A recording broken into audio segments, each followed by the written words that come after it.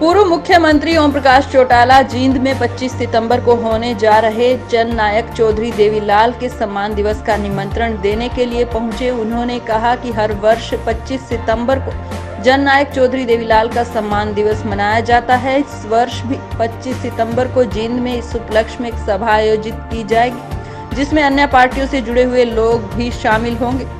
साथ ही पत्रकारों के सवालों का जवाब देते हुए वर्तमान हरियाणा सरकार को उन्होंने लुटेरों की सरकार बताया और कहा कि मुख्यमंत्री खट्टर का नाम ही उनके बारे में सब कुछ बताता है। हाल ही में किसानों पर हुए लाठीचार्ज के विरोध में और साथ ही हुई किसान की मौत के संबंध में भी उन्होंने कड़ी से कड़ी कार्रवाई की मांग की।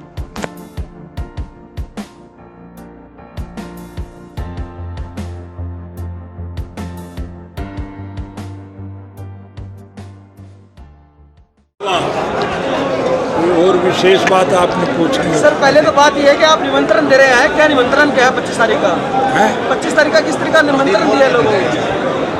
स्वर्गीय चौधरी देवीलाल जी का पवित्र जन्म दिवस, और उस जन्म दिवस पर हम हर साल भारी संख्या में उपस्थित होकर के उनको सम्मान प्रदान करते हैं। अब के 25 तारीख को जींद में हमने उस सभा का आयोजन किया, इसलिए मैं सबको निमंत्रण दे रहा हूँ तो ज़्यादा से ज़्यादा संख्या में आप पहुँचें, और आपको भी निमंत्रण दे रहा हूँ कि आप आएँ। वहाँ देश के विभिन्न राजनीतिक पार्टियों के अग्रणी नेता भी होंगे, आप उनके भी विचार सुनेंगे, आपको अच्छी खबर छापने का अवसर। किसान महापंचायत हुई है सर, कुछ असर होगा? किसान महापंचायत के बाद सरकार पर असर पड़ेगा था? हैं? किसान महापंचायत हुई है यूपी में, कोई असर सरकार पर पड़ेगा इसको लेकर?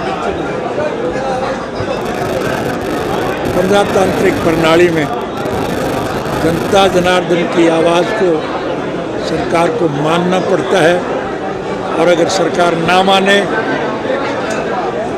तो फिर संगठन के बलबूते पर जनता ऐसी सरकार का पतन करती है। खट्टर साहब कह रहे हैं कि कोई असर नहीं पड़ेगा इस पंचायत का, इस पंचायत का कोई असर नहीं पड़ेगा, खट्टर साहब ये कह रहे हैं, कल उन्होंने बयान दिया इस बात पर। हाँ, वो तो पता नहीं क्या बयान दे दे, मैं उस पर कटाक्ष नहीं करना चाहूँगा। खट्टर का मतलब भी आप सीधा जानते होंगे या मुझे बताना पड़ेगा? हमारे पशु जो नाकारा हो जाते हैं हम उनको खट्टर कहते हैं, तो ये नाकारा पशु है, मैं उसकी बात नहीं करना चाहूँगा। सर, आपके आने से पहले संबोधन चल रहा था कि दुष्यंत चौटाला पैसा कमा रहा है और कुछ नहीं कर रहा है, और ऐसे में आप भी हैं सर, काफ़ी फ्रैक्चर पैदा हो रहा है लोगों के बीच में। लोग कैसे चुनाव करें, ओम प्रकाश चौटाला को या दुष्यंत चौटाला को?